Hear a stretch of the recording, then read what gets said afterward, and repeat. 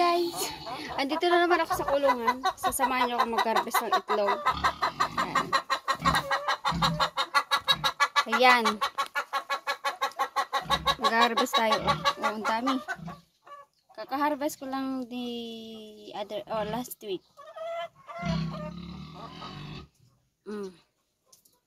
Harvestin na natin to kasi baka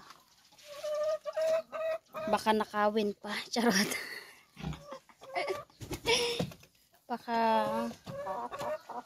baka ipakuha pa ni kabsat itchel. Yan, sabi niya kasi nakawin daw yung itlog. Kaya unahan ko na. Harvesting ko na. Ayan, ang dami. Diba? Kunin na natin. Baka kunin pa ng iba.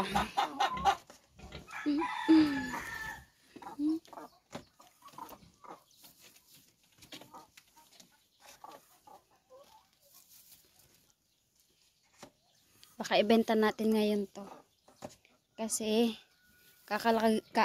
nabubulol ako. Kakalagay ko pa lang ng itlog sa incubator. Punong-puno pa siya. Kaya baka ibenta ko muna to.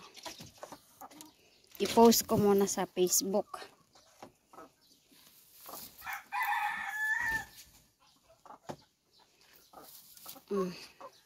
Diba? Ito marami oh. Nagpatong-patong na siya.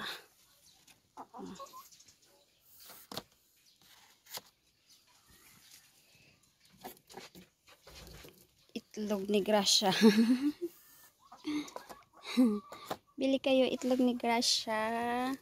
Ay, ang laki ng isa. Ang lalaki ng iba oh. Kapag malalaki yung itlog, maganda daw yung pag-aalaga mo, sabi nila. O, nakapuno na ako ng isang tray.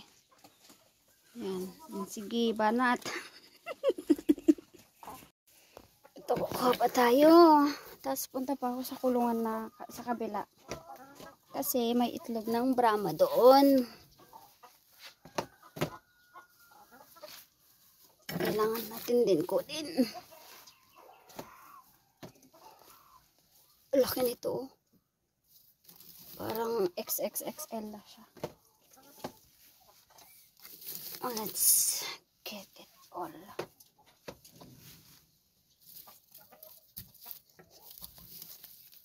Okay. So, ayan. Empty na naman.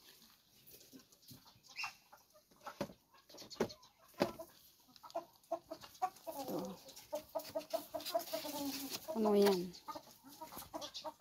So, iwanan ko muna yun doon. Punta muna ako doon sa kabilang kulungan. Pinakawalan ko yung aking mga manok. Yan. Punta muna tayo dito. Kasi may itlog din. So, kunin muna natin to. Itlog kasi ng Brahma to, kaya hinihiwalay ko to kasi iba siya sa presyo ng itlog.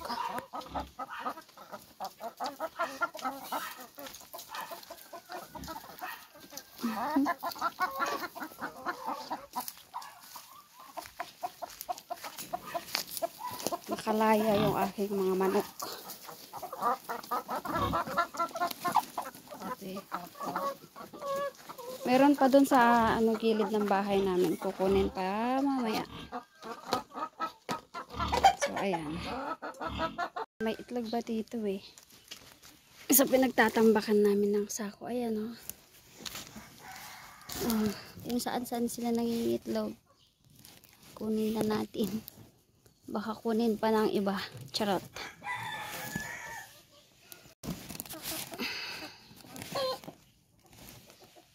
So, ayan muna ang ating for today's video. Maraming salamat sa lahat ng nagwa-watch. Thanks for watching. God bless everyone. Ito ang ating na-harvest. Bye!